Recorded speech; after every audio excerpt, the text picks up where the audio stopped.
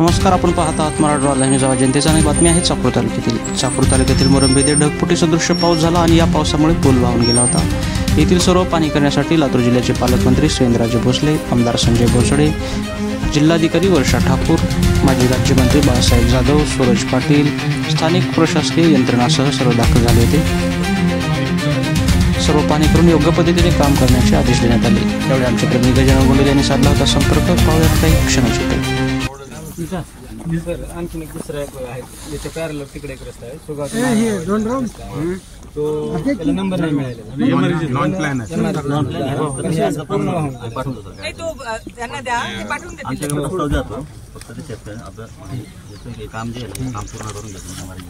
पोचती आहे का नाही हे बघण्यासाठी आज दौरा जो आहे तो आपण आखलाय आणि बऱ्यापैकी नक्कीच जिल्हा प्रशासन हे शेतकऱ्यांपर्यंत पोचलेलं दिसतंय. पंचनामे बहुतांशी सगळ्या ठिकाणी चालू आहेत. काही ठिकाणी पाणी असल्यामुळे जरा पंचनामे नदी काठच्या परिसरामध्ये होऊ शकलेले नाहीत. थोडं आपण पाणी ओसरण्याची वाट बघतोय, त्याचे पण पंचनामे लवकरात लवकर त्या विभागाचे करून घेतले जातील.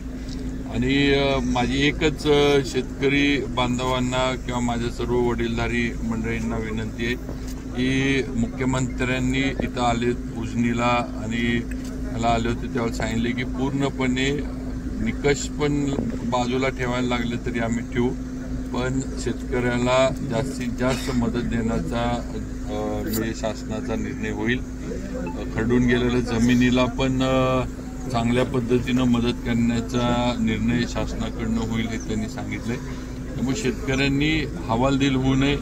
परिस्थिती नक्कीच शेतकऱ्यावर वाईट आली आहे. ही वस्तुस्थिती हातात आलेलं पीक हे डोळ्यासमोर गेलेलं शेतकऱ्याला बघायला लागतं. त्यामुळं शेतकरी नक्कीच हवालदिल आहे. कर्ज घेतलेलं असतं, बँका असतात, ते कुठनं भागवायचं काय, पण अजिबात हवालदिल व्हायची गरज नाही.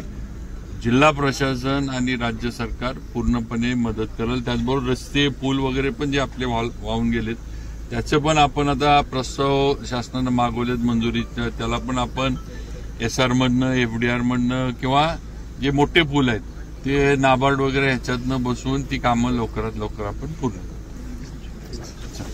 चल.